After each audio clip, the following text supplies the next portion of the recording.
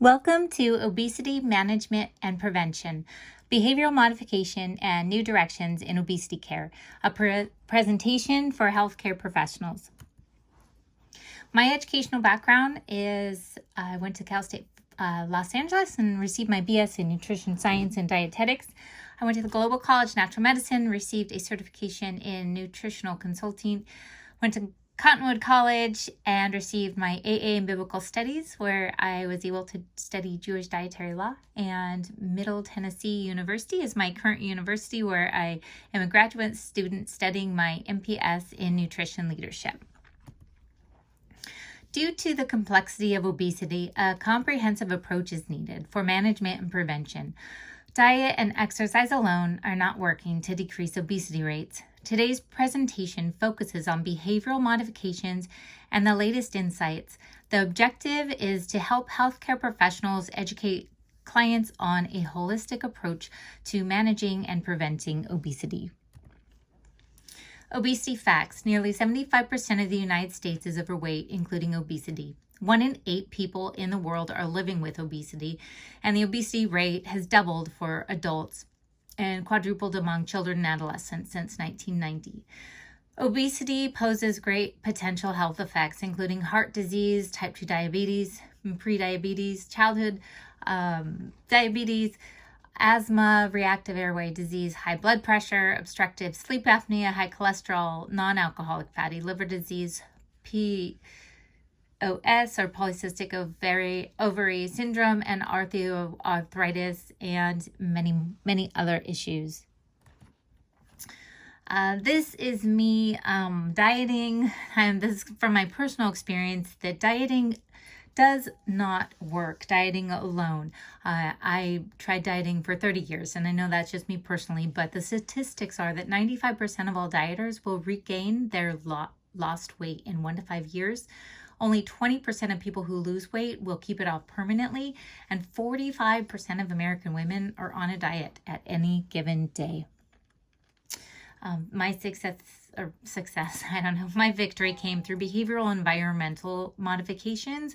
So I just wanted to share those and also present some of the scientific evidence behind some of these behavioral modifications. So I just on a side note, mindful eating was really, it can be difficult, but I do want to share that was key in me personally having success after 30 years of struggling. My 3-step plan is behavioral modification, specifically mindful eating, individual, which is supporting the microbiome, and environmental, which is avoiding obesogens. Of course, we cannot avoid them completely, but that we can tell our clients different ways to get less obesogens in our diet. So what is mindful eating? Mindfulness in itself is maintaining a moment-by-moment awareness of our thoughts, feelings, bodily sensations, and surrounding environment through a gentle, nurturing, non-judgment, and acceptance lens, I guess you would say. So is mindful eating an evidence-based practice? That is the question. So it's a little difficult to quantify mindful eating, and the research is rather inconclusive. But there are studies that do show that mindful eating aids in weight loss, can improve digestion, improves ability to recognize hunger and satiety levels, and that is what comes in with the improved digestion, because people aren't eating more than their body is ready to break down. It reduces stress eating. It can help reduce cortisol, known as the stress hormone. It can help with weight maintenance without having to continually count calories. Practical applications of mindful eating. Deep breaths before eating and simply being grateful for your food. Focusing on the present moment and letting go of eating at our desk or being busy and having other things on our mind. So really focusing on what you're eating and being in the moment. Accepting one's feelings, thoughts, and what the body is communicating, not emotional eating, and being aware of emotional eating. I would add to that journaling our emotions when we do feel like overeating or eating something that may not be optimal for our goals or health. Eating slowly, and again, listening to those hunger and satiety cues. I call it a 0, 5, 10. It's not mine. It's actually from a book called Thin Within, but I would encourage you as healthcare professionals to try this yourselves. Just really asking yourself, am I physically hungry? And if you're not able to say, I call that 0, right? So if you can't say for sure that you're physically hungry, that you're at a 0, your stomach's growling, your mouth's watering, you can smell In-N-Out Burger for miles away. Or I don't know, you're in Tennessee. Let's see, you guys might not have In-N-Out Burger. But anyway, so that you know you're physically hungry. Now 10 is Thanksgiving stuffed, and that's that uncomfortable too full feeling. And 5 is just enough, just satisfied. So finding a 0 isn't too difficult. Finding a 5 can be a little more challenging. So before you do this with your clients, I would suggest doing it yourself and getting familiar with reconnecting with your body's natural hunger and satiety signals. The body's definitely talking. It's just the world's so loud we can't always hear. Engaging all 5 senses. That is a sight, the smell, the taste, the touch, and the sound of food. And I see a little typo in there, so I'm going to fix that. Anyway, engaging all 5 senses. So smelling the food, making, we can even create colorful food, putting it on colorful plates. And just when it's something beautiful, we know if we've ever gone to a restaurant, it's really presented really nice. There's just a joy, an extra joy we can get through food when we really engage all of our 5 senses. Being mindful of guilt and any other emotions. So often, I know with clients that people just guilt can so often come with when we think we didn't do things right, or we didn't do them perfectly, or that we set out to have, we have a goal and objective and all our SMART goals, and we're working with someone to eat the right things or do the right things, and we don't. So one of the best ways to just move forward is not feel guilty, and keep on to the next thing. So shaking off that guilt is actually one of the first things that I would put in the order of importance of mindful eating. Let's see. Be thankful and consider where the food came from. How did this food get to my plate? Who worked for this food? Who worked to make it possible? Who worked in the field to cultivate it? Who put the pesticides on it? Hopefully not, but who got rid of the bugs? Who pruned it? Who gathered it? Who put it in the box? Who drove it to the store? Who labeled it? Who priced it? And how did this get to my plate? So when we think of all the sourcing that goes into our food, this can be a different awareness of how fortunate we are to have it in front of us.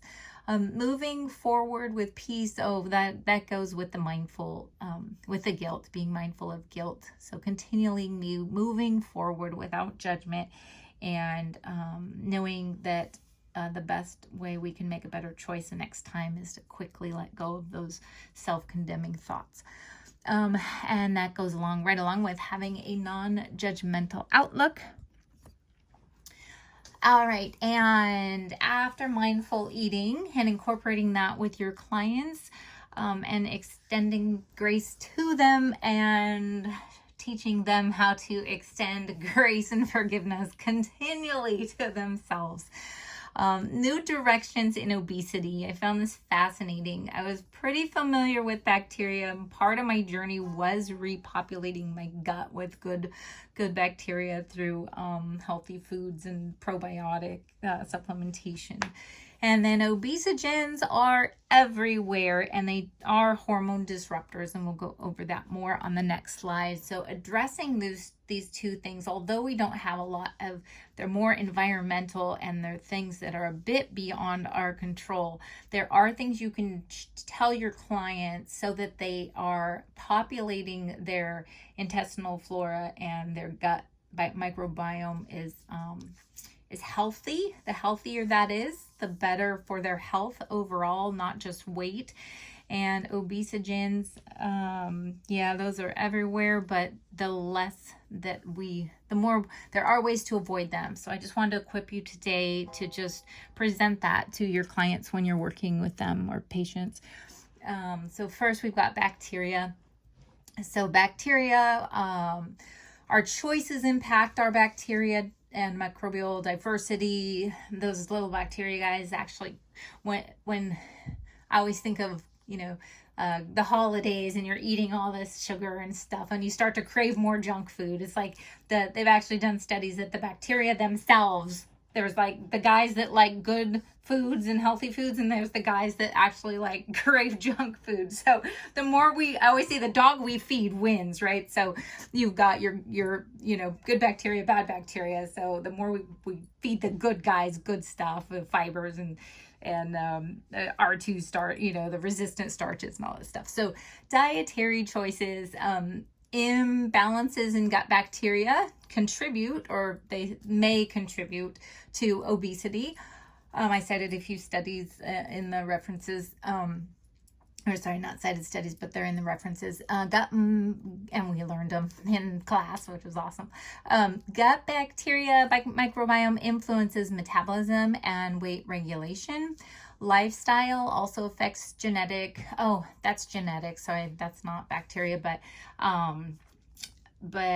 genetics also, play a role. What we eat is going to play a role in how our genes express themselves, and that can definitely contribute to not only obesity but other diseases. So and genes have been linked to obesity susceptibility as well. So action steps we can take is eating a diversity of foods and having a variety in our foods.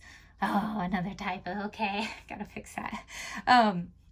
A variety in our foods. So I am a creature of habit. So I would encourage you to, anything I do with my clients, or patients, I want to do myself, right? So people are only going to listen. It's like our kids, they do what you do, not what you say.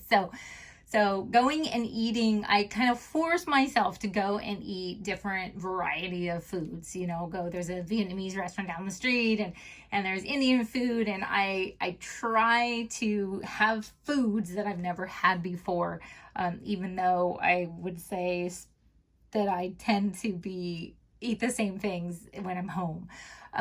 So diversity of foods, get all those different microbes. If you're a traveler, awesome. The more different foods you get, the more of those good different bacteria you get. Some might be pathogenic and not awesome, but for the most part, since I think it's 90+% of bacteria are non-pathogenic. So get those good bacteria as much as you can in different kinds of food, eating the fiber and the prebiotic foods, eating yogurt, fermented foods, and asking your healthcare, or having them ask their healthcare provider about probiotic supplements. And let's see, sorry, I had some technical difficulties here. Eating diversely, again, we're actually made up of more microbes than we are of cells. We have estimated, I don't think anyone's ever counted them, but 39 trillion microbial cells. We've got bacteria, viruses, fungi, all kinds of fun living stuff in our body. So diversity of food impacts the gut microbiome. Vegetables, you've got those resistant starches, fermented foods like I mentioned, probiotics. Sugar and processed foods can really wreak havoc on the intestinal flora population. So avoiding sugar, and then we've got candida and other little guys that go crazy. So avoiding sugar and processed foods as much as possible. Beyond genetics, we've got epigenetics. Studies show how behavior and environment can actually change on how our genes work and the way that they express themselves. I would also say that I don't know that I cited this, so I'll add this. Sorry, side note, but also the behavioral issues have been linked to the microbiome as well. So that's just a little side note. But I know you know all this stuff. We literally are what we eat. Let's see. Obesogens. So obesogens are everywhere. They are in plastics, pesticides, certain food additives. These chemicals disrupt hormonal signaling and they may lead to weight gain. They also mess with hormones. Anyone who's going through menopause doesn't want to do any more of that than necessary. And these endocrine disrupting compounds, as I mentioned, are in all different kinds of things, even in the, the air we breathe. We've got those CFCs, and those aren't. Anyway, so action steps. What can you do? What can you tell your clients? Tell them to filter their drinking water. It doesn't have to be anything crazy or expensive. They can get a Brita filter or a pure filter. 95%, I think, of the carbon filter gets about 95% of the impurities out. Let's see, can use stainless water bottles instead of plastic water bottles. If they do drink bottled water, maybe keep it out of the sun, so those plastics, especially when it's a thinner plastics, won't leach into the actual water. I don't know that that's evidence-based, so don't quote me on that one. Use natural household products when possible. The least amount of toxic chemicals in our body and on our skin and all that stuff, the better. Eliminate the use of plastics. I know it's not always practical, but as much as possible. And avoid ultra processed foods. I always say if you could find it in a garden, it's probably a good idea to eat it. Let's see, to go more into details so that you can tell them where to find these. BPAs are usually in plastics. They line foods, and they also, beverage cans are lined with BPA. Not so much anymore. They're getting stricter on that, but really the more natural the state of the food we eat, the less we're going to be involved, the less we're going to be getting toxins from beverage cans or plastics. Let's see. I should have looked this up. Phthalates are man-made chemicals used to make plastic. I don't know how to pronounce that. My apologies. So avoiding plastics in general, and avoiding glass is great. If you can store stuff in glass, I know it's not always practical, but it definitely is a step in the right direction. Atrazine is a widely used herbicide, so I know it can be pricey, but eat organic. After 20 whatever years of being a single parent and very, very broke most of the time, I had to really budget. You can go on, I believe it is www.organic.org. I think it is. They have you can actually budget and kind of like budget for eating organic, because we can cut out some lattes or some other extras in our life if we really want to make that organic foods a priority. But I know it's really pricey these days. But do encourage your clients to eat organic, or your patients. Organotins are compounds used in paints and pesticides. Organotins, again, if I'm saying that wrong, I apologize, they're industrial compounds.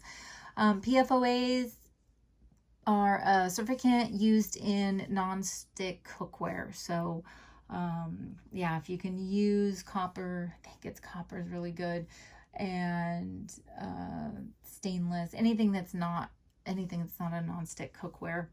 It's not as fun to cook with, but definitely gonna keep those heavy metals out of your blood stream. And let's see what else.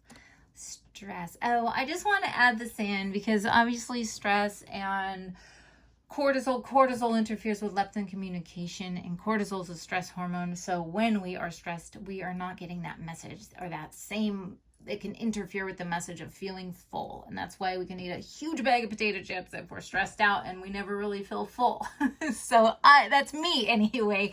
So I would say stress is a huge factor in trying to help people with obesity. So mindfulness, I already mentioned. Laughter releases those endorphins, and a lot of times when people are going for food, or especially junk food, they're just trying to medicate with food. They just want that serotonin, the feel good hormones, the dopamine. They want to feel good because life's challenging. I threw in forgiveness because that's forgiving self and letting go, not carrying too much stuff. All of that can burden the mind and the will, and whatever's in the whatever we can't handle in the mind and the will goes on the body. I'm saying things and I'm claiming things that don't have scientific evidence base, so we'll drop all of that. So this is just a personal slide, things that I on my journey found successful, from helped me to succeed in battling my weight.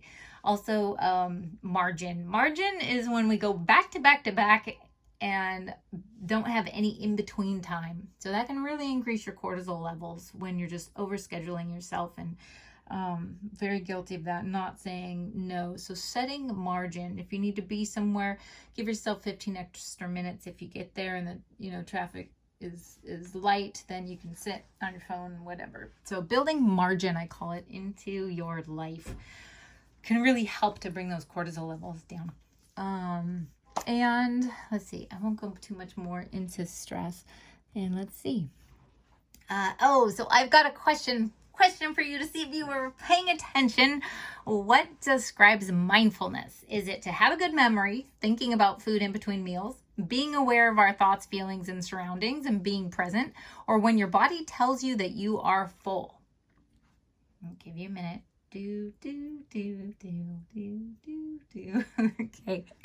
that's it. Are you ready? C, being aware of our thoughts, feelings, and surroundings, and being present. That is the answer to question 1. And I need a period at the end of present, so pardon my typos. Question 2, what does 0 mean in mindful eating? You are physically hungry. You lost 0 pounds. The food has 0 carbohydrates. Don't we wish? Or feeling 0 guilt. Question 2, drum roll. Are you ready? And it says answer to question 3. So this is actually answer to question 2. What does 0 mean in mindful eating? It means that you are physically hungry. So give yourself a hand if you got those right. And in conclusion, I would like to say, regardless of our pace, each day allows us to live more mindfully, stress less, laugh more, and make healthy choices. I hope this presentation has equipped you to implement and share the principles of mindful eating and the health benefits of a healthy gut microbiome and less interaction with obesogens. The mind, the microbiome, and the long-term health effects of obesogens are newer areas of research. I hope this small changes, first I hope that they find more research in those areas and that people realize obesity is not just because they are overeaters. I hope these small changes help you bring hope to your clients, and thank you for listening.